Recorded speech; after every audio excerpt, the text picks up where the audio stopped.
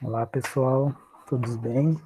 Bom, então hoje vamos à nossa aula número 21 sobre impactos ambientais. Desconfio que é a última aula de conteúdo em si, vamos dizer assim, né? As outras vão ser mais temas amplos que dá para discutir várias coisas, mas de teoria sim, essa é a nossa última, tá? Então, vamos aí conversar um pouco sobre impactos ambientais. Qualquer dúvida, vocês podem abrir o microfone, porque eu não estou enxergando o chat, tá? Mas se eu ouvir o barulho do chat, eu volto à tela. Bom, então vamos lá, humanidade e meio ambiente, né? Então, é uma coisa aí que é indissociável, né? Já que o ser humano está inserido no meio ambiente. E isso é uma coisa um pouco complicada, porque quando, né, às vezes muitos discursos assim, né, que a gente vê, a gente trata como se o ser humano estivesse fora do meio ambiente, né? O meio ambiente é a natureza lá intocada, não sei o quê. Não, o meio ambiente é o planeta todo. Principalmente uma coisa que eu reparo muito nessas eleições, né? Eu já estava falando disso antes de começar, são as propostas de meio ambiente, né? Você vê todo mundo defendendo saúde, educação, não sei o quê, e raras as pessoas que levantam a bandeira do meio ambiente, sendo que, né, o meio ambiente equilibrado favorece aí uma boa saúde para a população, e o contrário também é verdade. Mas isso aí talvez fique para outra aula, tá? Então hoje o foco, né, vai ser a gente enxergar assim, um contexto de como a humanidade interfere no meio, né? Então pensando que ao longo da nossa história, né, aquela na última aula, não foi na última, né, anterior, que eu falei sobre capacidade de suporte, né, a humanidade conseguiu aí driblar a capacidade de suporte, mas uma hora vai chegar o preço, né? Então a gente foi modificando o meio para tentar satisfazer as nossas vontades, né? E aí isso gera impactos para o meio ambiente, tá? Então, né, como eu estava falando, a gente tem três principais aí grandes demandas, né, para nossa manutenção. Não vou nem falar sobrevivência, né? Mas o que a gente precisa no atual, na nossa atual sociedade, nosso atual modelo econômico, né? São grandes áreas, né, para alimentação. A gente tem uma grande demanda de produtos industriais, né? E aí, né, enxergando esse contexto da indústria, né? A indústria precisa de matéria-prima. Então já começa a cagada ali, que aí tem que minerar, tem que fazer extrair matéria-prima do meio ambiente. E aí tem o processo de industrialização, que aí já é um monte de gás na atmosfera, um monte de efluente nos rios e nos mares. Beleza. E aí chega o produto. Aí você usa o produto e descarta ele. Lixo. É mais outro problema. Então, repare que, assim, nossa linha de produção não é das melhores, né? E também espaço, né? E aí o espaço entra tanto para agronomia quanto para mineração, né, industrial, mas também para habitação, né? Então a gente precisa de espaço para nossas cidades, para nossas populações, certo?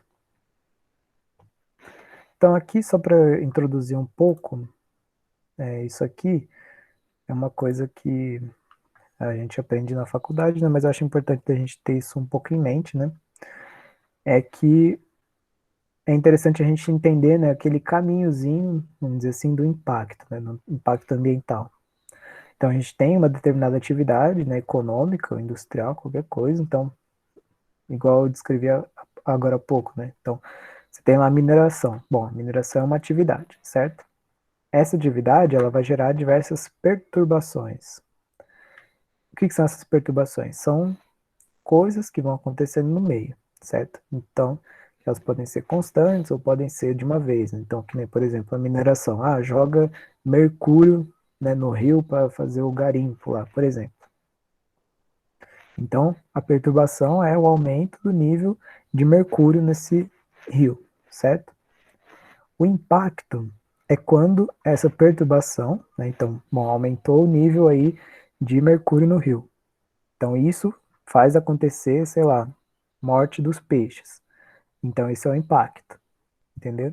Então, tem todo um caminhozinho, né? Então, a mineração é a atividade. E aí, a atividade, ela gera diversas perturbações, né? Então, vai mexer com o solo, vai mexer com um monte de coisa.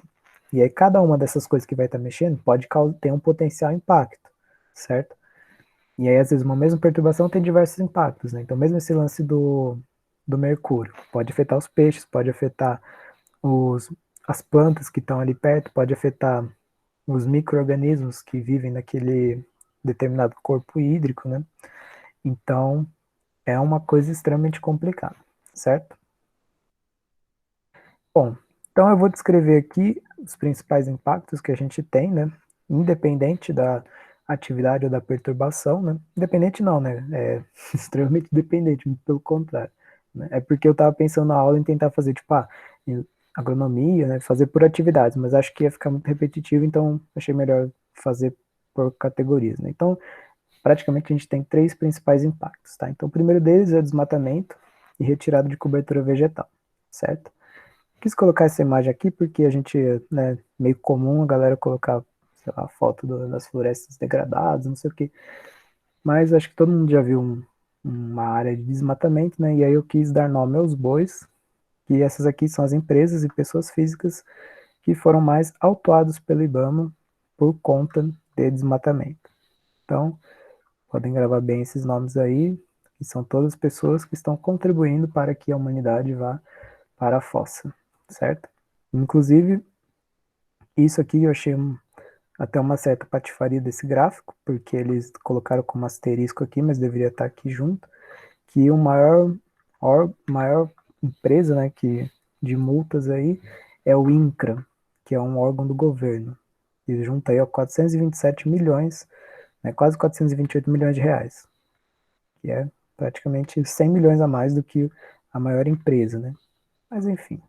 Então, assim, eu também, nessa aula, eu não descrevi muito qual é o impacto, vamos dizer assim, né? Porque desmatamento e retirada de cobertura, vocês já bem sabem, eu imagino, né? Mas se não souberem, é cortar a árvore, certo?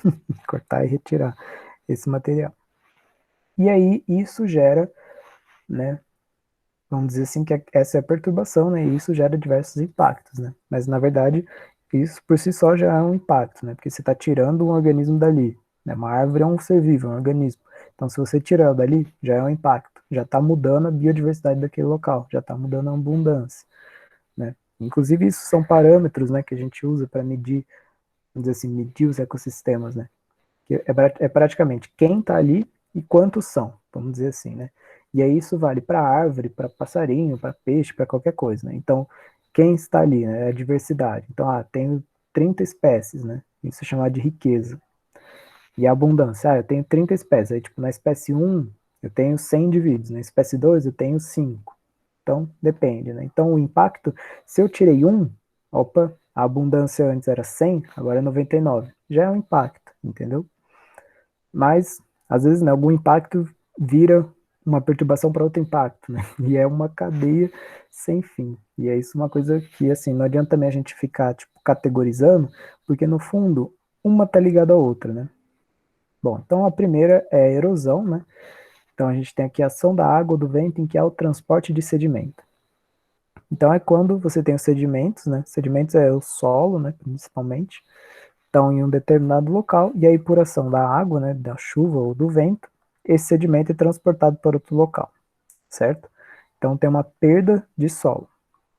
Então isso, nas principais causas, a gente tem a monocultura, né, que a gente conversou lá naquela conversa com a Ana, né, que ela falou sobre agroecologia, que quando a gente usa a mesma espécie várias vezes, o solo vai se perdendo, né? E aí, não sei se vocês lembram, né, ou não sei se vocês veem isso, como é a formação do solo, não é uma coisa fácil, né? Que a gente tem lá, pô, surge uma rocha ígnea, que aí vira metamórfica, e aí vira uma rocha sedimentar, que aí não sei o que, não sei o que. E esse processo de fazer o solo, né, vamos dizer assim, não é fácil, ele demora. Então a gente não pode ficar se dando o luxo de ficar perdendo esse sedimento, né? Principalmente porque a gente depende dele para se alimentar. Mineração, né? Que nem vocês já devem ter visto também fotos lá de Serra Pelada, né? Que a galera vai tirando o sedimento e esse sedimento vai para algum lugar, né? Então, já é caracterizado como uma erosão. E a abertura de clareiras também, desmatamento, certo? Que é aí por inúmeros fins, né? Com grilagem e pecuária, né? que tá ligado à grilagem. Vocês manjam o que é grilagem, né? Que é aquela técnica lá de aumentar, dar um migué, né? Os caras dão um migué para falar que a terra deles é maior, e aí vão só aumentando a terra e desmatando, né? E aí usa os grilos lá para parecer que o documento é antigo. Explicando bem porcamente, tá? Lixiviação. Então, também ligado ao solo, né? Então, esse aí já é o carregamento dos nutrientes, né? Então, o solo tá lá, e aí o que acontece? Você tira aquela cobertura vegetal. E aí, qual que era a dinâmica daquela cobertura, né? Bom, caíam as folhas, as folhas se decompunham e tal, e aqueles nutrientes, né, que antes estavam na folha, voltam para a planta, né, ou para as plantas e para a vida que está ali naquele local, né? Então a gente tem uma grande ciclagem de nutrientes. Só que quando você tem essa retirada, né, dessa cobertura vegetal, tanto por cortar mesmo ou queimada, esse solo fica nu, vamos dizer assim, né? Então quando chove, a água ela leva esses nutrientes que antes ficavam retidos ali, né, por conta das raízes e por conta também dessa cobertura, né, de matéria orgânica que estava ali, né, das folhas caídas e tal. A água tira esses nutrientes e leva para outro local, né? Então, a vegetação que ficou, ela vai acabar perdendo esses nutrientes que estavam ali disponíveis antes, né? Então, fica mais complicado para ela se manter ali. Aumenta o gasto de energia e tal. Então, notem que são vários problemas.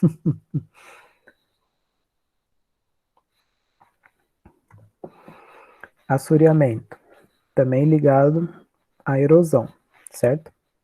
Porque o que acontece? O assoreamento é quando a gente tem aqui, né, a erosão. Então a gente tem o sedimento em um determinado local e ele vai acumulando nos corpos hídricos, né? Então, que nem aqui, ó, vamos supor, né? O sedimento veio de algum local e ele foi se acumulando aqui, certo? E aí o que isso ocasiona? O rio, ele vai sendo soterrado, né? Então ele pode ir ficando mais raso. Então, nesse caso aqui, né, formou até uma ilha. Então já causa um certo impacto, certo? Então aqui uma coisa interessante, né, são as matas ciliares, que são essas árvores justamente que protegem a linha aqui, né, do rio, né, a costa. Então tanto de lixo, né, quanto a erosão, porque essas raízes conseguem segurar o sedimento, né? Então o sedimento ele não cai diretamente no rio e aí não vai sendo soterrado aqui, né? Então, porque o que acontece? O, qual que é a previsão, vamos dizer assim, né? É que vai ficar acumulando areia aqui até o momento em que vai ocupar todo o espaço, certo? Então o rio vai deixar de ser um rio e vai virar puramente areia, vamos dizer assim, né? Mas durante esse processo já tem várias complicações, né? Só disso de, bom, aqui ó, vai diminuindo a profundidade do rio. E aí, como é que estavam aquelas espécies que preferiam ficar mais no fundo, né? Então vai mudando toda a dinâmica do funcionamento do ecossistema aquático, né? Então essa é uma coisa extremamente importante. Perda de biodiversidade. Isso aí a gente conversou também um pouco na aula de agroecologia. Quando você perde, né, uma cobertura vegetal, você automaticamente também perde milhares de nichos, né? Lembra dos nichos ecológicos. E aí também tem toda a questão de manutenção do regime climático, né? Porque lembra, as árvores elas transpiram, né? Elas têm aquela evapotranspiração, que ajuda a jogar mais água na atmosfera, né? O que regula o clima. Produção primária, né? Então uma produção de oxigênio ali, né? E também matéria para os consumidores primários, né? O oferecimento de nichos, né? Que é esse lance, tipo, você tem uma árvore lá, bom, vai ter espécie que vai morar lá no topo das árvores, né? Tipo, uns passarinhos, aí vai ter outros que vão viver no meio dos galhos, aí vai ter umas que vão viver próximas às raízes. Então, quando você tira uma árvore, você perde praticamente um, vários nichos, né? E a estabilização do solo também, né? Porque as raízes, elas conseguem segurar melhor o sedimento, né? Porque se a gente não tem a raiz, o sedimento ele vai sendo levado, né? O solo. Então as raízes formam tipo uma rede que vai conseguir manter esse solo mais conciso, né?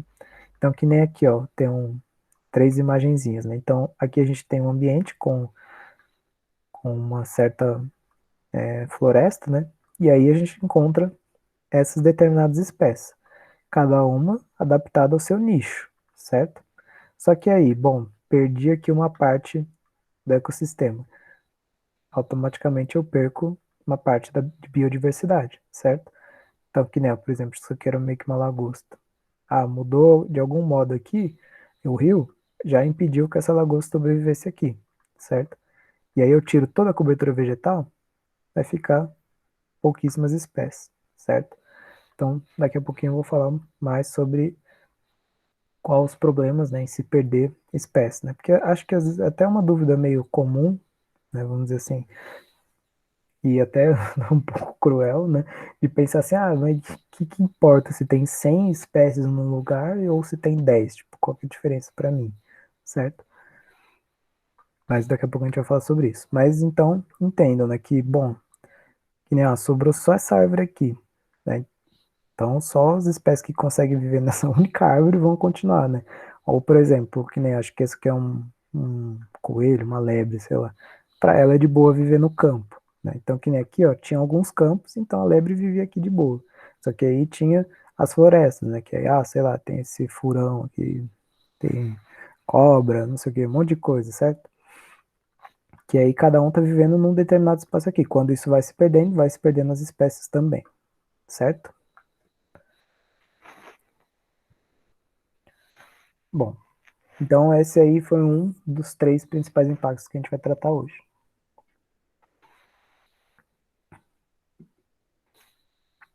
tá? De boa? Tem alguma dúvida aí? Acho que não, né? Mas, qualquer momento, podem mandar aí. Bom, então agora vamos tratar mais dessa questão de extinção de espécies, certo? Então, oi, pode falar. Léo, em relação a essa parte de extinção de espécies, não tem, sei lá, alguma renovação, porque alguns animais eles acabam compondo o mesmo nicho, né? Sim, exatamente. Então, que nem, por exemplo, a gente tem aqui, né? Tem essas espécies. Na verdade, isso também acontece um pouco com a bioinvasão, né? Que a gente vai falar. É, qual que é o grande problema, né? Vou usar essa imagem aqui mesmo para introduzir um pouco esse assunto. Quando a gente fala de perda de biodiversidade, né? Então, que nem, claro, aqui a gente tem uma, uma teia trófica extremamente complexa, né? Então a gente tem diversos organismos que eles estão meio que no mesmo nicho, né? E aí lembra daquela história do nicho fundamental, né? Então, tipo, ah, eu como banana, só que, tipo, aquele bicho ali come banana mais rápido. Então eu posso comer maçã aqui de boa. Mas se não tiver ninguém comendo banana, eu consigo comer maçã e banana. Então é isso que vai acontecer, né? Tipo, ah, beleza. Aquela espécie foi extinta porque ela era mais frágil. Aí eu consigo ficar naquele local. E aí eu vou desempenhando a função daquela espécie, né? E aí isso pode ir aumentando. Então, tipo, vamos supor que a gente tem num ecossistema, né? Ah, tem 10 espécies diferentes de consumidores primários. Só que aí, por diversos motivos, não sei o que, sobram uma. Das 10 sobrou uma. O que, que vai acontecer? Se por alguma cagada aquela espécie também morrer, não vai ter nenhum consumidor primário. E aí, como que vai ficar esse ecossistema? E aí vai ter tudo aquele rolê, né? Ah, então vai aumentar o número de produtores, né? E aí os que se alimentavam dessa espécie, né? Dos consumidores primários, né? Os consumidores secundários. Putz, não vão conseguir mais se alimentar. Então, no fundo, uma coisa vai levando a outra, né? Então, que nem, por exemplo, beleza, eu tinha 10 consumidores primários. Aí, sei lá, perdi uma só, continuou com 9. Só que algum consumidor secundário se alimentava exclusivamente daquela espécie. Então, ele vai junto nesse barco. E aí, vamos supor também que esse consumidor primário, ele se alimentava no tipo específico de alga. E aí, aquela alga vai crescer indeterminadamente porque ninguém come ela. E aí, isso vai gerar um distúrbio, né? Então, assim, o lance é que às vezes a gente não enxerga de primeira, vamos dizer assim, né, qual que é o impacto, né, porque que nem, por exemplo, esse lance da alga, né, a alga pode se multiplicar muito e liberar uma toxina na água e matar alguém que beber essa água, né. Então, quando a gente chega no impacto, vamos dizer assim, que chega no humano, é mais fácil, né, da gente defender, vamos dizer assim, né. Mas o problema é que é difícil da gente medir isso, né, então, tipo, se eu perder essa espécie, vou perder aquela outra, que aquela outra vai afetar aquilo, e aquilo vai afetar aquilo, e em alguma hora vai chegar até a humanidade, né? Então, é meio que esse o rolê, né? Mas falando um pouco, ficou claro? Acho que foi a Fabi que perguntou, né? Ou eu nem respondi o que você perguntou. Não, ficou assim. É porque na minha cabeça, assim, os animais teoricamente acompanhariam o mesmo nicho, vários, assim, eu não tinha parado para pensar que pode ser que uma espécie se alimente exclusivamente de outra, e aí falte essa espécie. Sim. Então, tipo, a palavra de ordem na biologia depende, né? Então, tudo depende. Tipo, a extinção dessa espécie é boa? Depende. A extinção dessa espécie é ruim? Depende, né? Tudo depende, porque tudo é afetado, né? Nada é, tipo, 100% bom, vamos dizer assim, nada é 100% ruim. Apesar de que, às vezes, 98% é ruim, então é ruim, né? Mas, enfim. Extinção, então, né? Acho que é um termo aí que vocês conheçam, né? Que a gente se refere, né? Quando uma espécie ela não mais existe, né? Eu até ia comentar um pouco sobre isso, mas achei que ia ficar muito falar sobre os tipos de extinção, né? Porque, assim, a extinção não é simplesmente, pá, ela sumiu, né? Mas, às vezes, por exemplo, ela não sumiu, mas tem, tipo, um indivíduo. Então, aquele indivíduo não vai conseguir se reproduzir. Então, por lógica, ele está extinto, né? Ele só está vivo, mas tipo, ele está extinto funcionalmente, né? Mas, enfim. E aí essas extinções, elas podem levar a esse desequilíbrio do ecossistema, né? Então, eu perdi uma, então vai afetar outra. E aí vai afetar outra, que vai afetar outra. Então, que nem quando a gente tem um ecossistema que ele é pobre, vamos dizer assim, né? Então, tipo, eu tenho um produtor primário, um consumidor secundário e um consumidor terciário, sei lá. Se por algum evento, alguma doença, por exemplo, que dizime um desses níveis, vai ficar um nível completamente vazio. E aí isso aí vai dar chabu em tudo, né? Então, tipo, os consumidores primários vão se multiplicar indefinidamente, os consumidores secundários, terciários vão morrer de fome, porque não vai mesmo ser alimento de planta, né? Então, gera aí diversos probleminhas. Bom, e aí aqui vamos dizer assim, putz, eu não sei categorizar se isso é um impacto ou uma perturbação, vamos dizer assim, né? Mas uma das coisas que importantes, né, quando a gente trata sobre extinção, né, é fragmentação de habitats, né? Porque o que acontece? Isso aqui se torna praticamente ilhas, né? Então a gente tem lá, vamos supor que uma população de sapo aí. Então, se, né, não vou dizer assim de um dia para o outro, né, mas se por um evento relativamente rápido, né, a gente perde essa conexão entre os habitats, o que acontece? As populações vão ficar isoladas, certo? Então, tipo, eu vou ter uma população de sapo, vamos supor, a população A aqui, a população B e a população C, certo? Bom, primeiro problema é variabilidade genética, certo? Porque os sapos aqui da população A vão ficar se multiplicando entre eles e vão manter os genes deles aqui. Do B é a mesma coisa, do C é a mesma coisa. Aí vocês podem até me perguntar, mas isso aí não é bom para a evolução, por exemplo, né? Que isso aí pode gerar novas espécies. Hum, talvez, né? Mas talvez seja mais provável que com uma baixa variabilidade genética, né? Se, por exemplo, vier uma doença para esses sapos e todos forem meio parecidos, essa doença vai pegar todos, né? E aí, tchau para a população A. E aí sobra B e a C. E aí vamos supor que a B não tem um rio aqui, não tem um lago. Como que esses sapos vão se reproduzir? Tchau pro B também. Então, tem toda uma, uma tem toda uma complicação, né? E aí também tem esse lance de efeito de borda, né? Que, por exemplo, existem interações, né? Entre o interior da floresta, né? E a bordinha aqui, vamos dizer assim, né? E aí, quando essas interações, elas não são naturais, vamos dizer assim, né? Que nem, por exemplo, passou uma estrada aqui. Aí lascou, né? Que se o sapo, né, ou qualquer outra espécie, for interagir com a estrada, a interação dele é atropelamento, né? Então já é um grande impacto, né? Ou se é um pasto, né? Sei lá. Porque, né, quando a gente trata disso, por exemplo, se fosse um rio aqui, né? Aproveitar que é azul. E ele, em teoria, separaria, né, a população A e a população B.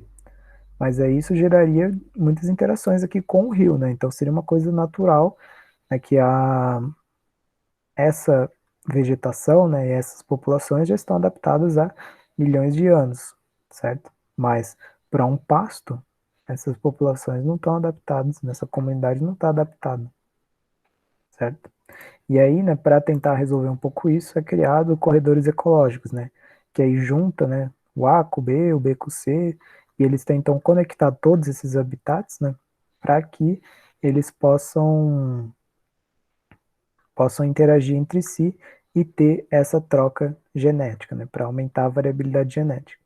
Porque assim, a intenção é que a gente mantenha as espécies, não que a gente crie novas, vamos dizer assim, né? Até porque é um processo longo, demorado, né, que não cabe também a gente interferir, certo? Bioinvasão, uma coisa também preocupante. Por quê? A bioinvasão, né, é quando a gente tem uma espécie que ela não é natural daquele ambiente, e aí, por ação do homem, né, direta ou indiretamente, uma espécie nova chega nesse ambiente, certo? E aí, isso aí causa também diversos rolês. Por quê? Geralmente, essas espécies invasoras, o que que acontece? Elas não têm predadores naturais naquele ambiente, certo? Então, se elas não têm predador, meu filho, ela vai se reproduzir até não dar mais. E aí, isso aí vai ocasionar o quê? Uma competição muito forte, né? Então, que nem, por exemplo, peixe-leão. O peixe-leão ainda é um peixe agressivo. Então, ele se multiplica um monte, não tem predadores naturais, né? Ele é um peixe, se eu não me engano, natural do Pacífico, né? E aí ele está invadindo aqui o Atlântico, né? Começou lá pelo Caribe e esse desgraçado está chegando na costa brasileira, né? É que a nossa sorte é que a gente tem o grande rio Amazonas que impede aí a passagem desse bicho. Mas já foram encontrados alguns, mas assim, como eles são peixes de aquário, né, principalmente, pode acontecer que alguns desavisados, eu vou soltar o meu peixe aqui porque ele tá muito grande, né, sei lá, não tá cabendo mais no meu aquário. E aí, num ato de pura bondade, solta esse bicho no meio ambiente, só que ele não é natural daquele ambiente, né? E aí, ou você pode matar o bicho, que por um lado até seria bom, vamos dizer assim, né, por conta desse desequilíbrio mental que ele causaria, não que eu defenda que teria que matar o bicho, e por outro lado seria ruim, porque aí, se, por exemplo, esse bicho se reproduzir, né? Porque assim, se ele tá sozinho também é meio de boa, porque não vai ter com quem ele reproduzir. E enfim, né? Mas se você já solta dois, já pode dar problema. Ou se você solta um bicho que ele tava grávido sem querer, né? Nunca se sabe.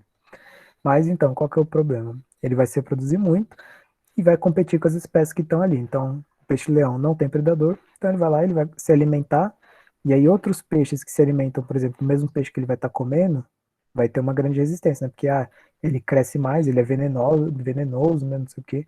Então ele vai se alimentar melhor do que os outros que são naturais, né? Então ele vai causando essa substituição também, né?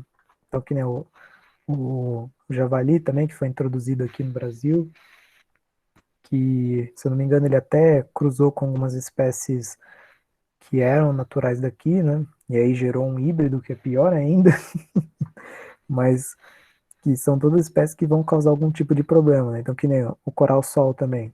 Ele se multiplica muito rápido.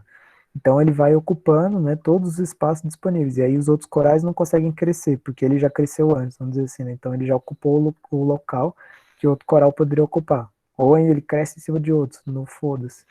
Então, é um grande problema para a fauna local, né? Os caramujos também, africanos, né? Pomba também, que é um bicho que, olha, pelo amor de Deus. Mas entendam que quando você introduz uma espécie que ela não é natural dali, ela pode dar algum problema, né? Ela pode ser extinta porque, por exemplo, ela não vai se adaptar às condições climáticas, né? Então, que nem, por exemplo, o peixe está acostumado a águas tropicais, aí ele chega lá na costa, né, vai introduzido no sul, a água muito fria ele morreu, então, tipo, já era, né? não tem problema. O problema é quando esse bicho consegue se adaptar, vamos dizer assim, ele consegue se manter no ambiente e prosperar, porque aí ele vai causar todos esses problemas de competição, ou ele pode ser um grande, predação e competição são os principais, né? Que ele vai comer os outros e também não vai deixar que os outros comam o que ele come, vamos dizer assim, certo? Acho que deu para dar uma ideia do que se trata a bioinvasão. Superexploração, então a gente tem aí quando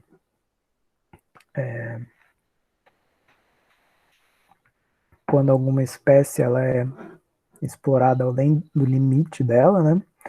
Então, lembra daquela história da dinâmica populacional, né? Que a gente tem lá o número de indivíduos que nascem e migram, né? E o número de indivíduos que morrem e emigram. Então tem um balanço, certo? Se a gente está tirando mais de um lado, né? Então a gente está matando, né? De um lado, a gente não poderia matar mais do que eles estão nascendo, certo? Então a superexploração se trata disso.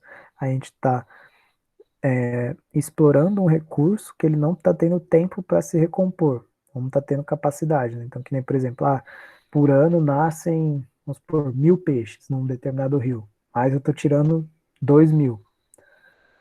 Por um tempo, isso pode dar certo, né? Porque já tinham lá muitos peixes lá. Então, eu vou tirando 2.000, 2.000, 2.000, só que continua nascendo 1.000. Uma hora, essa conta não vai bater, entendeu? Então, isso é uma das problemáticas da superexploração, né? Então, a gente vai tirando mais do que a gente pode, né, ter. Então, que nem também os problemas da pesca mesmo, o que que acontece, né? O que que é comum, né?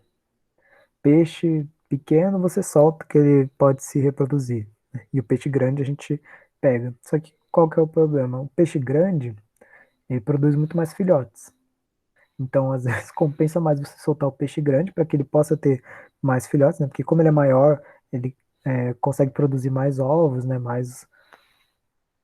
Consegue produzir mais ovos, que aí produz mais descendentes, né? E o peixe jovem, como ele é menor, ele não produz tantos ovos, produz menos descendentes.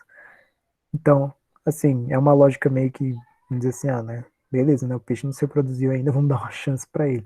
E os grandes, já tá grande, já vale a pena comer, né? Então, mas por isso que é importante a gente ter a pesquisa em si, né? A gente ter esse conhecimento de tipo, putz, mas se os peixes grandes reproduzem mais, então talvez compense a gente preservar eles. Que aí eles vão botar mais ovo e aí vai ter mais peixe.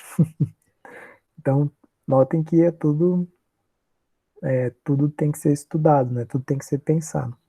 E aí, inclusive, hoje eu estava numa aula com uma professora, né, que ela falou um pouco sobre pesca, né? E é uma coisa que eu não tinha parado para pensar que realmente que a gente está assim num modelo, né, que a gente quer só acumular, né? Então, que nem, por exemplo, o cara ali está pescando 1 milhão de peixes, mas esse 1 milhão de peixes vai alimentar alguém? Não sabemos, né? Talvez, tipo, desse 1 milhão de peixes, 50 milhões é perdido de algum jeito, tipo, apodreceu, sabe? E aí, desses 50 milhões que vai ser comercializado também, 20 milhões vai ser comprado, por exemplo. Então, é pouquíssimo, né? Então, que nem ela estava falando aqui na Amazônia, os caras, tipo, vou almoçar hoje. Então, tipo, 9 horas da manhã o cara vai lá, pesca um peixe e já come o peixe, tipo, no almoço, sabe? Aí depois à noite pesca outro. E já era. Então se torna meio que sustentável, né? Tipo, o cara tá tirando um peixe por dia, tá de boa. Não é esses caras que tiram, tipo, 1 milhão de peixes por dia pra estocar e não sei o que, e no fim jogar fora, né? Mas o problema tá aí, né? E aí o que acontece, né, com a superexploração? Então, que nem se tem um peixe lá. Acabou aquele peixe, pesca outro. Foda-se. E aí vai super explorando até também não ter mais nenhuma outra espécie, né? E aí também todos aqueles problemas no ecossistema, né? Se você está pegando um peixe grande, então ele é um predador topo de cadeia, né? Talvez. Então os, os que estão abaixo dele vão conseguir se multiplicar mais, só que ele vai morrer. E aí aquele serviço que ele exercia no ecossistema, né? Aquele nicho que ele ocupava, talvez fique vago, né? Então o lance, né, dos impactos ambientais não é fácil e não tem receita. Cada caso é um casinho, né? Então a gente tem que estar sempre pensando, né? Então, tipo, se eu tirar esse peixe, então vai acontecer isso, isso e isso, né? Mas aqui eu só tô querendo dar uma ideia para vocês, tá? até porque, né, na faculdade, como semana que vem a Fabi vai vir, ela dá um módulo, né, uma matéria de 40 horas sobre isso, e eu não conseguiria resumir tudo isso em 1 hora. Que, aliás, a aula também da semana passada eram 3 módulos, praticamente 160 horas de conteúdo que eu tive na faculdade, que eu tentei resumir em 1 hora, né? E vocês viram que talvez não tenha dado muito certo. Bom, então esse aí foi o segundo rolê aí sobre extinção, certo? Agora vamos pro terceiro. Tudo certo?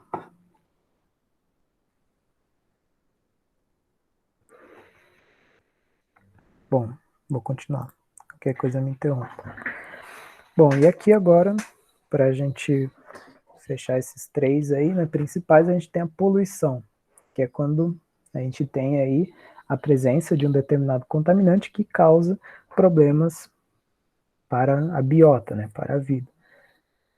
Então, inclusive, quis trazer aqui essa distinção entre contaminação e poluição, tá? Que eu acho extremamente importante. Então, a contaminação é quando a gente tem a presença de um determinada molécula, vamos dizer assim, né? Em concentrações maiores do que as naturais, certo? Então, isso é considerado uma contaminação. Para se considerar uma poluição, esse aumento dessa concentração, né? E eu acho que até a diminuição, talvez, mas, né, geralmente a gente associa aumento da concentração causa algum efeito na biota, certo? E aí existem diversos efeitos, porque que nem, por exemplo, você tem um determinado contaminante lá, então que nem, vou dar um exemplo, de metais, né? Tem chumbo na água. Esse chumbo, ele pode afetar de diversos modos, né? Ele pode matar determinados indivíduos, né, uma determinada espécie, ou vai ter algum efeito subletal que fala, né? Por exemplo, só vai prejudicar, sei lá, o fígado daquele peixe, mas tipo, ele vai continuar vivo. Mas aquilo já é uma poluição, já está causando um efeito naquela vida, certo? Já é o impacto. Então, também, o impacto ambiental, ele não é só, tipo, uma determinada espécie. São diversos níveis, né? Lembra que na ecologia a gente estuda diversos níveis. Então, o impacto pode ser, tipo, numa determinada célula dos organismos, pode ser num tecido, num órgão, não sei o quê, ou pode ser na comunidade como um todo, né? Ou numa espécie. Então, o impacto também tem essa, que você precisa olhar, né? Você precisa ter esse foco, né? Tipo, eu quero saber qual que é o impacto nessa população, quero saber qual que é o impacto nessa comunidade, né? Então, isso também é mais um dos agravantes, vamos dizer assim, né, do estudo, né, sobre impactos ambientais, que como não tem uma regra, né, não tem um livro de receita, você precisa estar vendo caso a caso, certo? Então também, né, a poluição, ela vem aí, atividade industrial, mineração e agronegócio, são os principais casos, certo? Então, que nem, por exemplo, atividade industrial, né, eu já descrevi um pouco no começo, né, então, as empresas, quando elas produzem determinado material, elas precisam de alguns certos reagentes, né, para produzir outras coisas. E às vezes esses reagentes, eles são jogados, né, que é chamados de efluente, né, então eles são descartados no meio. E aí esses efluentes podem conter determinados contaminantes que podem ser poluentes, né, então, se for citar alguns aqui, acho que, por exemplo, benzeno, se eu não me engano, é um dos contaminantes aí. Mas existem diversos, né? Mineração também, né? Às vezes contamina a água com metais, né? Chumbo, com cádmio, acho, sei lá, tem diversos também. E o agronegócio com os famosos agrotóxicos, né? Também carinhosamente chamados de defensivos agrícolas, mas que o nome certo é agrotóxico.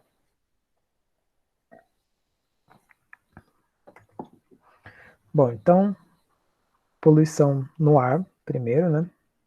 A gente tem 2 tipos, a poluição primária e a secundária.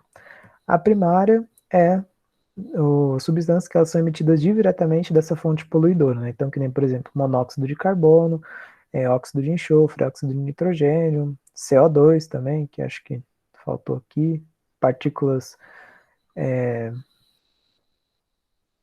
partículas sólidas, acho que chama, né? Que é fuligem, algumas moléculas de sílica e tal. E aí essa é a poluição primária, né? Que por si só já causa diversos problemas, principalmente o monóxido de carbono, que gruda na hemoglobina, né? Porque se você reparar bem, a hemoglobina ela é uma molécula que ela está adaptada a se ligar com o O2, certo? Que ele é assim. E o monóxido de carbono, se eu não me engano, ele é assim. Não sei se tem. Olha, deve ter algumas outras pernas aqui. Mas, se você reparar, é uma molécula muito parecida, né? E a hemoglobina confunde e pega, e ao invés de pegar o O2, pega o CO. E aí você morre intoxicado, porque você não está recebendo oxigênio, você está recebendo CO, né? Então você morre praticamente sufocado. Então, esse é um dos impactos aí da poluição primária, né? Então, são esses determinados contaminantes e também tem o CO2, né, que é o dióxido de carbono, certo? E aí a gente tem a poluição secundária, que é quando esses poluentes primários interagem com outras moléculas que estão no meio, principalmente o vapor de água, né? E geram poluentes secundários. Então, que nem, por exemplo, o NO, não, ou melhor, o SO2, ele pode gerar H2SO4, que é o ácido sulfúrico, que gera chuva ácida, né? Ou, por exemplo, tem os CFCs, né, que é carbono, flúor, cloro, né, que são moléculas dessas três, são moléculas compostas, né, por esses três átomos, que interagem com o ozônio. E aí tem essa depressão, que parece que é o Cebolinha, né, que está falando, mas é o termo usado, né, para falar sobre essa degradação aí da camada de ozônio, e tem a intensificação do efeito estufa, que é isso aqui, na verdade, também pode ser associado à poluição primária, né, porque o principal responsável é o CO2, que é um poluente primário. Então aqui é um esqueminha para ajudar a gente. Então a gente tem aqui bactérias e arqueias que geram COH4, né? Essas bactérias aqui geralmente associadas ao sistema digestivo dos animais, né? Principalmente ruminantes, então que geram o CH4, que é o metano, e temos a decomposição e respiração, né? Então a gente toda hora está emitindo gás carbônico, queimadas.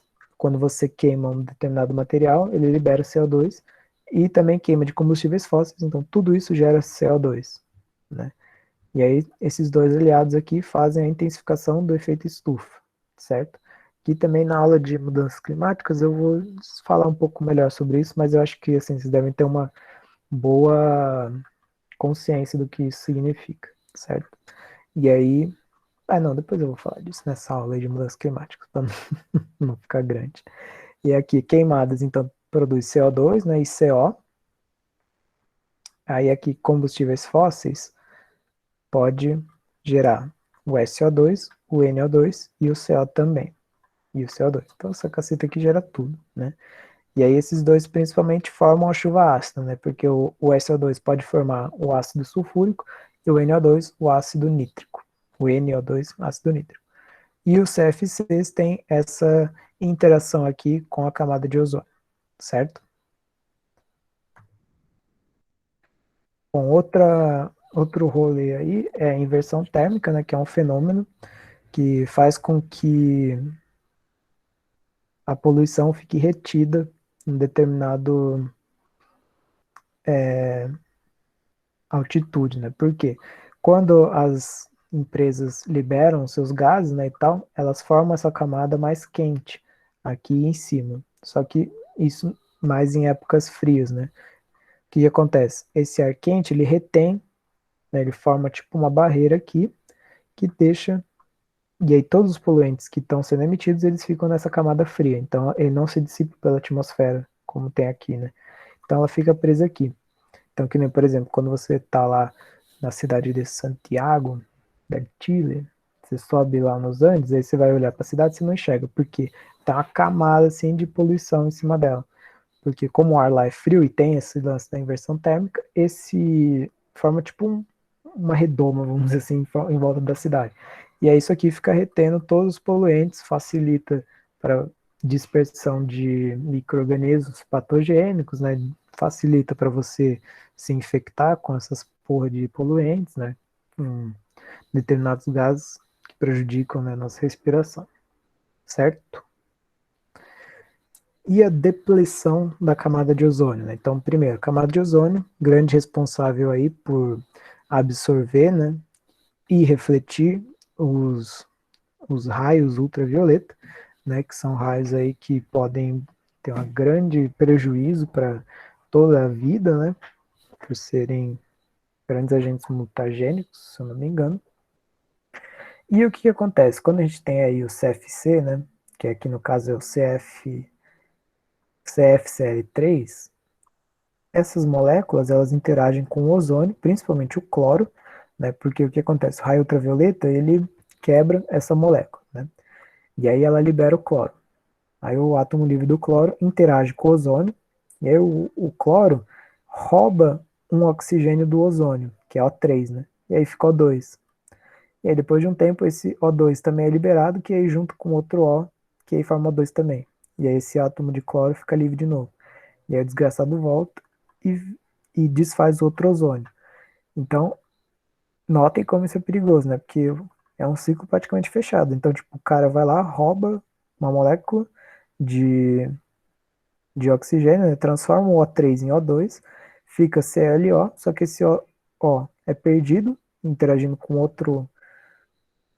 outras moléculas, né, que eu não vou saber dizer, na verdade, se é outro O, né, para formar, por exemplo, O2, ou se é para formar, né, junto com essa aqui, não sei dizer.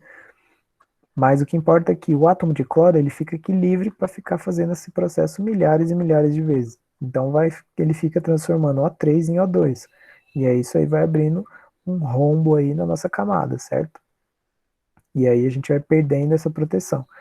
Que, meu Deus do céu, não gostaria nem de saber o que aconteceria, né? Mas doenças de pele seriam extremamente comuns, né? Tanto na gente quanto em animais. Os organismos, mesmo os fotossintetizantes, eles estão adaptados a receber um certo nível de radiação ultravioleta, certo? Se eles começarem a receber mais, pode dar rolê também. Então, tudo é perigoso. Mas, inclusive, eu lembrei de uma coisa aqui que, assim, às vezes vocês devem estar pensando, como é que caralho, que raio de natureza é essa que se muda 1 grau vai devastar tudo? Então, é complicado, né? Porque, assim, o que acontece?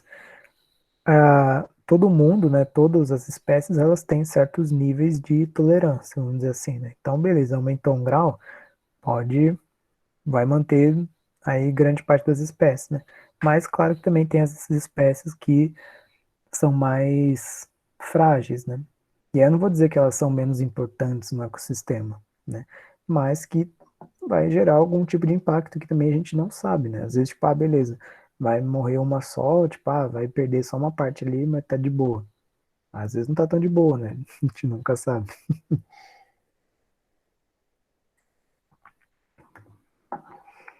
Bom, então aqui também, intensificação do efeito estufa, né? Quando a gente tem esse acúmulo de gases do efeito estufa, né? Como o CO2, o metano e o vapor de água são os principais responsáveis. O que acontece? A energia, né, da radiação solar, ela irradia aqui, só que uma parte é perdida, né, e a outra parte é retida por esses gases. Então, se a gente não tivesse essa camada de gás, todo o calor seria dissipado para o universo, né, para o espaço. Como, por exemplo, ocorre em Mercúrio. Né? O que acontece lá? É o planeta mais próximo do Sol. Não tem atmosfera naquele planeta. Então, o que acontece? O dia é extremamente quente, porque também, lógico, ele está do lado do Sol. Só que à noite, né, na parte noturna, vamos dizer assim, né, de Mercúrio, é um gelo indescritível, né, porque não tem como aquela rocha, né, segurar a energia, porque ela vai sendo toda dissipada para o meio, né. E aqui, com os gases do efeito estufa, isso consegue se manter. E aí a gente consegue ter um clima mais equilibrado, não? A gente torna a atmosfera habitável, porque aí a variação de temperatura ela é menor, né? Porque que nem, por exemplo, eu não vou saber dizer as temperaturas de Mercúrio, né? Mas vamos supor, vai de 400 graus positivo a 400 graus negativo. Você tem aí um intervalo de 800 graus, né? E aqui na Terra, se a gente for ver, sei lá, o ponto mais frio da Terra é menos 40 graus e o ponto mais quente é menos 40 graus positivos, né? Tá, 80. Então a vida consegue adaptar aí a essa diferença, né? Mas essa diferença de 400, 800 graus é um pouco mais complicado. Eutrofização. Então, historinha, né? A gente tem lá o ambiente, tá tranquilo, certo? Só que aí, quando a gente tem uma oferta, principalmente de nitrogênio e fósforo excessivos, as algas, elas são menores, elas conseguem se aproveitar desses nutrientes mais facilmente e se multiplicam muito, né? E aí isso pode gerar diversos problemas. Primeiro deles, bom, eles podem liberar toxinas, certo? Algumas algas têm esse potencial de liberar toxina. Por si só, já seria um problema. Outra coisa, com essa multiplicação excessiva, vai tendo um consumo excessivo de oxigênio por diversos fatores. Então, que nem aqui. Caneta. Vai de vermelho. Então, você tem lá a água, certo? Então, supor que isso aqui seja um rio, sei lá, qualquer coisa, um lago.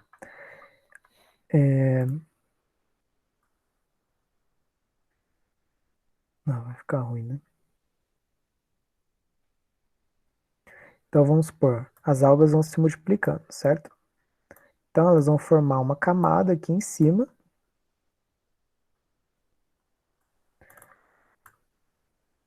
Essa camada, por si só, já vai impedir a entrada de luz, certo?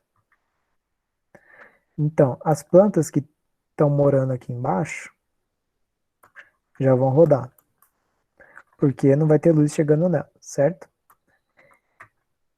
Então, todas as plantas que estão aqui embaixo já vão ir rodando. Lascaram-se todas. Ainda vão ter algas que, como elas vão se multiplicando muito, vai ficando uma em cima da outra, né? Então, as algas que vão ficar aqui embaixo também vão rodar junto, né? Então, mas, beleza, essas algas e essas plantas estão morrendo, mas e daí? Bom, aí que vem o problema, porque com a morte desses organismos, tem aí um aumento da demanda bioquímica de oxigênio. O que isso significa? Com a decomposição desses organismos, é feita por, muitas vezes, por organismos aeróbicos, que usam o oxigênio, né? E aí, como tem muita matéria orgânica para eles se deleitarem, né, para eles poderem decompor, acontece que eles consomem muito oxigênio, né? Então, eles têm mais trabalho, né? Então eles conseguem, né? Tem mais oferta de matéria orgânica, então as populações dessas bactérias conseguem se multiplicar mais. E aí, se elas multiplicam mais, elas consomem mais oxigênio. E aí, isso aí vai faltando oxigênio para os outros organismos que estão ali, que aí também morrem, e aí já viram mais matéria para esses organismos, para esses micro-organismos, né? Então vai sendo aí todo um efeito cascata, vamos dizer assim, né? É até um ponto que esse lago, né, esse corpo hídrico vai chegar a um ponto de hipóxia, né? Hipóxia, que é pouco oxigênio, e às vezes até um ponto de anóxia, que não tem oxigênio. E aí, se ainda tiver matéria orgânica para ser degradada, esses micro-organismos serão substituídos por decompositores anaeróbicos, que aí vão continuar o serviço e aí vão continuar também liberando outros gases, né, como o gás sulfídrico, se eu não me engano, que também pode prejudicar, né, a qualidade da água. Então notem que é um problema que de várias etapas, né? A improvisação eu acho que é uma das coisas mais complicadinhas assim de se entender, tá? Mas notem que é meio que uma sucessão de fatos, né? Como se fosse uma historiazinha, certo? Acho que não esqueci de nada. Derramamento de óleo, eu indiquei um videozinho para vocês, né, de um professor da faculdade, que ele trata desse assunto maravilhosamente, né? Um vídeo de 20 minutos. Acho bem legal se vocês puderem assistir. Mas então, esse óleo, né, então, o petróleo, né, no caso, Ele pode vir aí, principalmente de acidentes em refinarias, plataformas ou navios, né? Então, assim, também às vezes nem importa de onde veio, importa que a gente precisa remediar, né?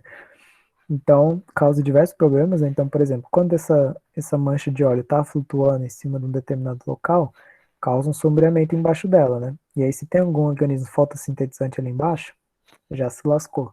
Então, já gera ali um problema. Se entra em contato com algum animal, por exemplo, aves, aí, né, gruda as penas e tal, impede o voo. Já é um outro problema. Outra coisa, petróleo, ele tem alguns contaminantes junto com ele, né? Aqui lá no vídeo, o professor Ítalo, ele exemplifica, né, grande parte deles, mas que são compostos que podem ser tóxicos e que podem gerar a morte desses organismos, né?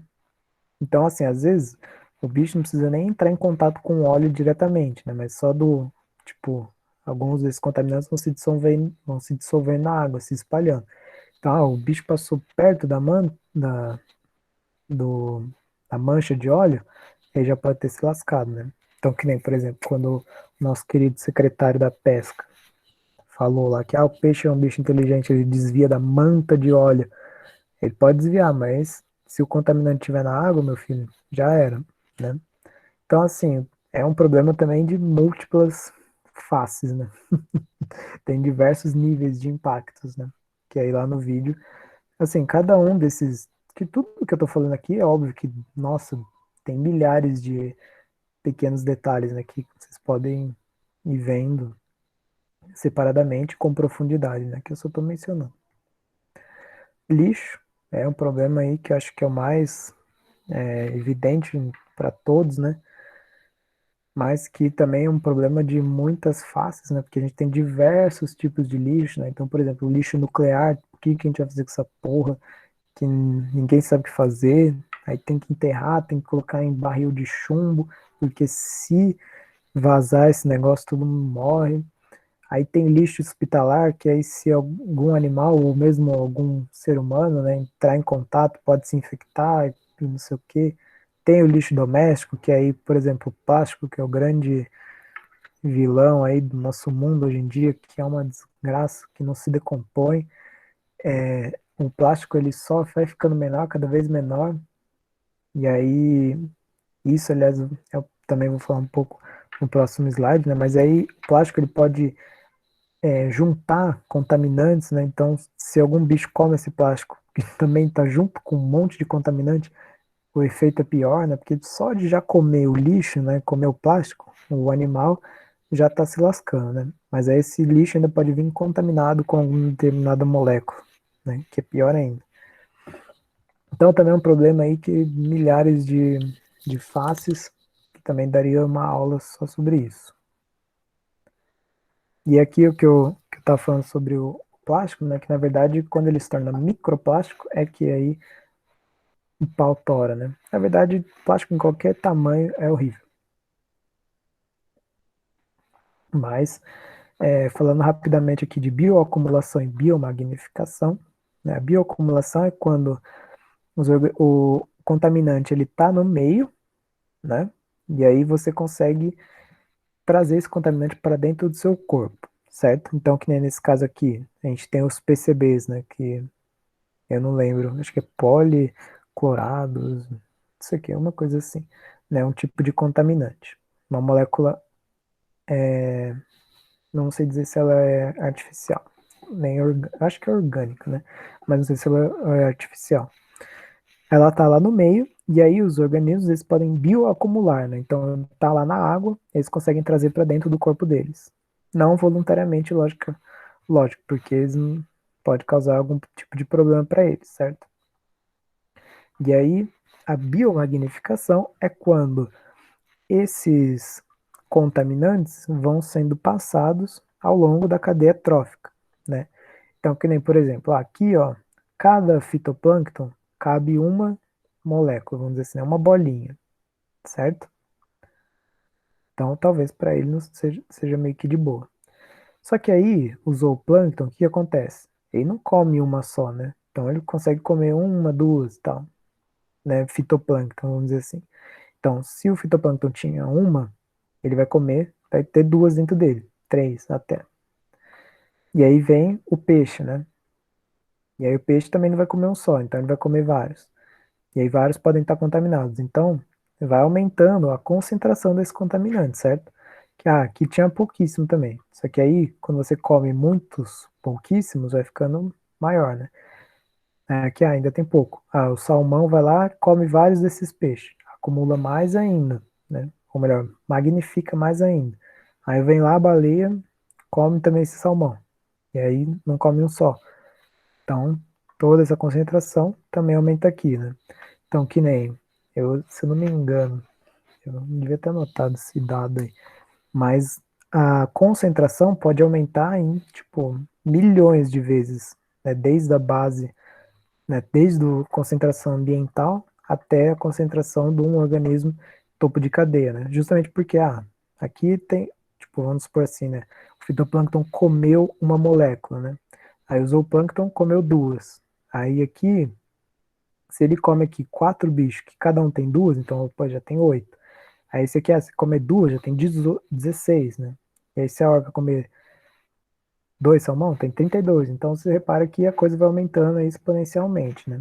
Então isso é um grande problema. E aí o microplástico também está inserido nisso, porque ele fica tão pequeno, ele não se desfaz completamente, mas ele fica completamente pequeno que ele consegue ir penetrando na cadeia trófica. Então às vezes você vai comer um peixe, olha, eu sinto dizer, mas provavelmente no peixe ou qualquer outro bicho que nós comemos, inclusive dentro de nós mesmos, tem plástico, tem diversos tipos de contaminantes. Isso pode acontecer com agrotóxico, pode acontecer com essas moléculas, né, PCBs, por exemplo, o DDT, não sei se vocês já ouviram falar, é uma molécula que encontraram até em urso polar, que estava lá no meio do, da neve lá de boa, nunca teve, ninguém nunca detetizou o iglu dele, mas tem DDT no sangue dele. Por quê? Por conta dessa biomagnificação, porque aí o peixe, né, em algum local, isso bioacumulou e aí foi biomagnificando ao longo da cadeia trófica até que ele foi comendo, né, esses peixes contaminados e aí também ficou contaminado junto. E aí isso pode gerar diversos problemas de saúde, né? Mortalidade ou subletalidade, certo?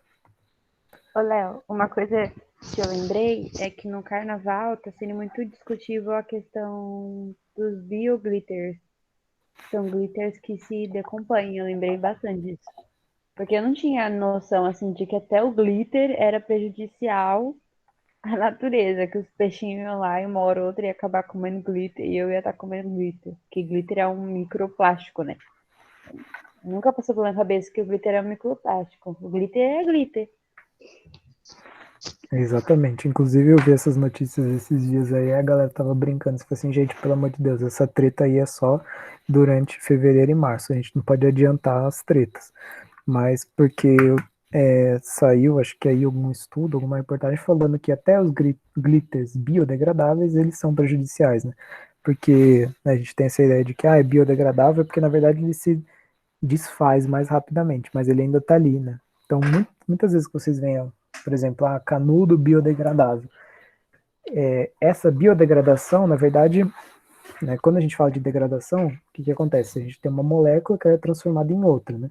Só que o que acontece com os plásticos? Eles não são transformados em outros, eles vão sendo quebrados, né? Então, que nem, por exemplo, o plástico é biodegradável, tipo, em um ano ele desaparece. Não, ele não desaparece, ele tipo, só ficou menor. Ele ainda está ali e pode causar problemas, né? E aí, se ele tivesse sido realmente decomposto, ele teria sido metabolizado, né? Então, não é mais plástico, tipo, então, por exemplo, uma bactéria, né, eu acho que o sonho, assim, né, é que a gente consiga degradar esse plástico desse modo, né? De ter, por exemplo, uma bactéria que consuma esse plástico e metabolize ele, transformando ele em uma coisa orgânica, né? Alguma coisa que possa não ser prejudicial, certo? Bom, finalizando aqui, sobre avaliação de impacto ambiental, né, três principais coisinhas, né? Magnitude, que precisam levar em conta, né? Vamos dizer assim. Então, magnitude, que é a extensão do rolê, né? Então, qual que é o tamanho do impacto que a gente está lidando, a duração, então, que nem, por exemplo, foi algum acidente que tipo, teve uma introdução de um determinado contaminante rápido, ou é uma coisa ao longo do tempo, né? Então, por exemplo, uma empresa que está todo dia soltando efluente num determinado corpo hídrico, né? Então tem que ser levado em conta. E a reversibilidade, né? Tipo, então esse impacto aconteceu, e aí, dá para voltar? Como que a gente faz, né? Então essas aí são as três principais coisas. Inclusive na magnitude também leva em conta esse lance de qual nível trófico, né, está sendo atingido. Porque às vezes, tipo, beleza, atingiu só os produtores primários. Mas a gente sabe que se, né, atingiu só os produtores primários, atinge todo mundo, né, indiretamente. Então, é importante também ser levado em conta quem está sendo atingido aí e o que, que isso vai levar. Agora, rapidamente, aí, algumas tecnologias, né, para redução de impactos. Isso aqui eu nem quis focar muito, porque achei meio sem graça, falar a verdade, mas estava na apostila lá, eu acho também importante de comentar, né? Então, controles para poluição do ar, né? A gente tem filtros industriais, né, que os caras filtram lá toda a emissão de gases dele para, né, tentar diminuir a emissão de gases na atmosfera. Conversores catalíticos, né, que entra aqui, geralmente isso aqui tem, né, automóveis, né, entram os gases tóxicos e aí por algumas reações esses gases são transformados em outros mais amigáveis, e fontes de energias alternativas, né, então que nem, por exemplo, a energia eólica, que ela não tem emissão de gases, né, então uma energia limpa. Mas assim, gente, tudo também nada é perfeito, né, porque que nem, por exemplo, tem lá o filtro. Bom, então vamos supor que, tipo, beleza, passou o ar lá e tal, ficou retido lá no filtro os contaminantes, certo? E aí, o que eu vou fazer com esses contaminantes? É só jogar no. E aí não adianta nada se o cara pegar esses contaminantes e descartar de modo errado, certo? Que aí esses contaminantes, em vez de ir para a atmosfera, vai para a água ou para o solo. Então, no fim, não adianta nada. Então, mesma coisa aqui. Eu estava até vendo que algumas pesquisas, né, encontraram cádmio, né, que era uma, não sei se era cádmio, acho que é paládio, platina, sei lá, não me lembro. Era algum metal que fica nesse catalisador que faz, né, esse processo de transformar um gás tóxico em um gás inofensivo. Ele também estava sendo emitido junto. Então, no solo, perto das estradas, já tem contaminação desse tipo de metal, né? E aí, o que, que isso vai causar? Então, beleza, não estou contaminando o ar, mas estou contaminando o solo e a água. E aí? Então, né, nada é perfeito. Então, o controle de poluição da água e do solo, né? Então, que nem, por exemplo, o uso de hidropônia, né, ou hidroponia, sei lá, para diminuir o uso de solo, né? Então, a gente só usa água e nutrientes para crescer as plantas, né? Tratamento de esgoto é essencial, né, para tirar contaminantes e matéria orgânica, tratar a água para que a gente possa devolver essa água para o meio ambiente, né? Que a gente caga, mija, e aí esse negócio é tratado, né, e precisa ser devolvido pro meio, né? Então, que nem isso gera diversos problemas, principalmente em questão de fármacos, né? Que a gente é uma sociedade que toma muito remédio, e esse remédio sai na urina, por exemplo. E aí não existe um tratamento adequado para esses remédios nos nossos tratamentos convencionais, e aí eles são diretamente liberados no meio, né? E aí, esses remédios, como que eles interagem com a vida? Principalmente antibióticos, né? Se o antibiótico sai ileso do nosso corpo, ele vai estar lá sendo antibiótico no meio, né? Então ele vai acabar com as bactérias que estão no meio. E aí desencadeia todo um rolê. Tratamento de lixo, essencial, né? Separação, reciclagem e toda aquela história também que a gente já está cansadíssimo de ouvir, mas que é sempre bom lembrar. Adubo orgânico, né? Também muito bom, porque aqueles adubos artificiais, né? Como é que eles chamam? K, KNP, acho que é KN, uma coisa. NPK são os que é, né, nitrogênio, fósforo e potássio, que, né, se a gente usa em excesso isso no solo, isso chega, né, no corpo hídrico e aí causa eutrofização, por exemplo, né? Então, se a gente usa adubo orgânico, essa, esse problema não é tão grande. E biorremediação, né, que é praticamente a gente selecionar alguns organismos que, interagindo com o poluente, conseguem transformar eles em coisas aceitáveis, vamos dizer assim, né? Então, isso é uma técnica de biotecnologia extremamente importante, que é a biorremediação, certo? Bom, recuperação de ecossistemas, né? Então exige aí diversas ações conjuntas, né? A primeira delas, pesquisa, né? A gente precisa pesquisar os ambientes do modo mais natural que eles são, né? Para a gente entender como que ele funciona, para ajudar a, a restaurar, né? Ações diretas, né? Como fiscalização, punição e tratamento, fiscalização, punição e tratamento, né? De resíduos das empresas e tal, que é extremamente importante ser rígido nisso. Recuperação da vegetação, né? Principalmente mata ciliar, que a vegetação é praticamente a base ainda de muitos ecossistemas que a gente tem por aí, né? Principalmente ecossistemas terrestres. Se não tiver vegetação, não tem um ecossistema, praticamente. Educação ambiental, extremamente importante, mas para mim o mais fácil de tudo para acabar com os problemas ambientais é o fim do capitalismo, certo? Porque quando a gente entende qual que é toda essa história, né, que nem, por exemplo, todo o nosso sistema de produção, o jeito que ele é pensado, ele já não é sustentável, né? Então, se a gente consegue causar, né, na indústria, né, a gente causa impacto antes da industrialização, né, a parte de extração de recurso mineral, causa impacto durante, quando a gente libera gases na atmosfera, libera coisas nos efluentes, né? E libera, e aí causa problema com o descarte desses produtos, né? Então, todo esse sistema aí que foi pensado e executado, né? É aquele lance de que favorece poucos e prejudica muitos, né? Então, é importante quando a gente pensa nessa perspectiva. Então, também já trago, não sei se eu já devo ter mencionado Chico Mendes e essa frase, porque para mim ela é essencial, né, que a ecologia sem luta de classe é jardinagem. Então, se a gente não entende o contexto, né, econômico, social e tal, é difícil da gente discutir ecologia, né, porque às vezes as pessoas pensam assim, né, do modo raso, né, que é só conscientizar que não é jogar lixo no chão. Tipo, putz, não é mais fácil a gente não produzir lixo. Tipo, é mais fácil a gente não consumir, né? Não produzir nada, né? Que é o lance do plástico. Ah, não, é só você parar de comprar plástico. Não, meu filho, é só você parar de produzir essa porra que aí acabou o problema. Tipo, tem outras alternativas, né? É que o problema é que as outras alternativas talvez não sejam tão economicamente vantajosas agora, né? Mas aqui a gente paga esse preço invisível, né? Com essas mudanças climáticas e tal que a gente proporciona, né? Bom, então, o desenvolvimento sustentável, né, ele traz aí a importância da biodiversidade, que com uma baixa diversidade a gente tem essa maior facilidade aí na dispersão de doenças, né, tem perda de bioprodutos, né, porque quando a gente tem muitas espécies, né, principalmente,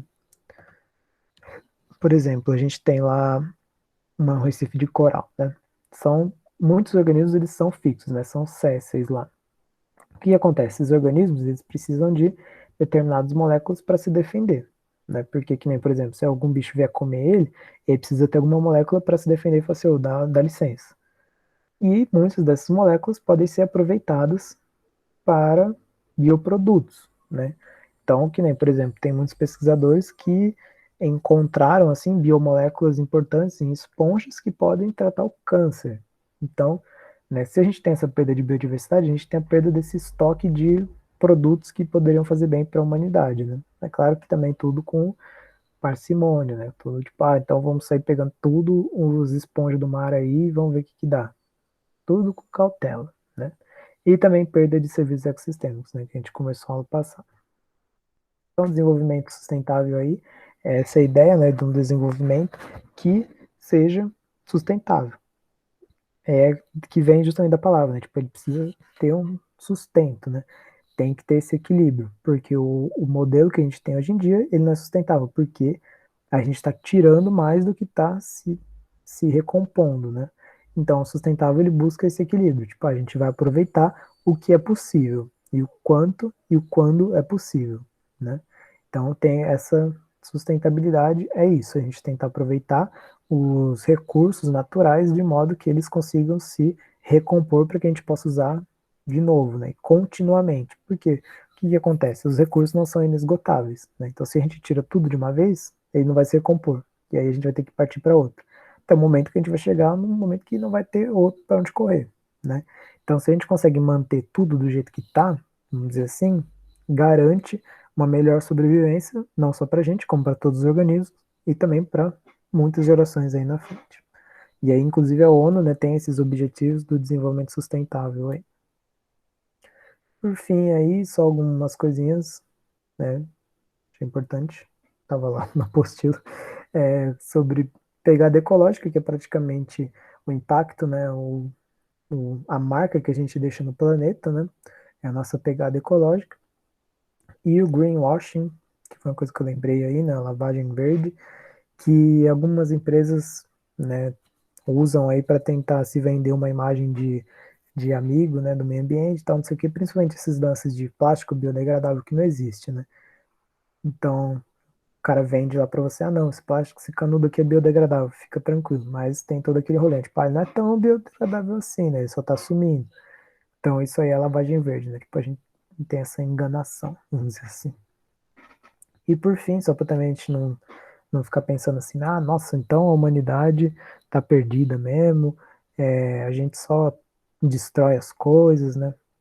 Então é melhor que a gente seja extinto, não sei o quê. Então, não é bem assim, né? Então a gente tem também exemplos, né, ao longo da nossa história de comunidades, né, indígenas que aí cultivaram praticamente a Amazônia, né? Então toda a floresta amazônica que a gente vê hoje, grande parte dela, né, a gente tem essa ideia de que a Amazônia é um paraíso intocável, né, intocado, na verdade não, ele é um paraíso completamente influenciado pela ação humana, né, e aí com a domesticação de várias espécies, né, conseguiu ter aí uma grande diversidade, então meio que a humanidade ajudou a floresta amazônica a chegar naquele clímax, né, que a gente conversou na aula passada, né. Então isso é só para também tirar um pouco a ideia de que a humanidade é completamente destrutível, não sei o quê, ou que, bom, não tem jeito da gente sobreviver, né? Realmente, não tem jeito da gente sobreviver no modelo que a gente está seguindo hoje. Mas existem outros modelos, né? De outras, nesses modelos, por exemplo, das sociedades indígenas e tal, que pô, conseguiram se manter aí por milhares de anos, né? Então, por que não mais milhares de anos? Mas claro que isso exige sacrifício e mudança, certo? Então, acabou a aula, muito obrigado. Deixei também minha homenagem ao Cacique Raoni, que é um dos maiores símbolos aí de luta pela preservação aí das florestas. Beleza? Então, obrigado, pessoal. Vou interromper a gravação.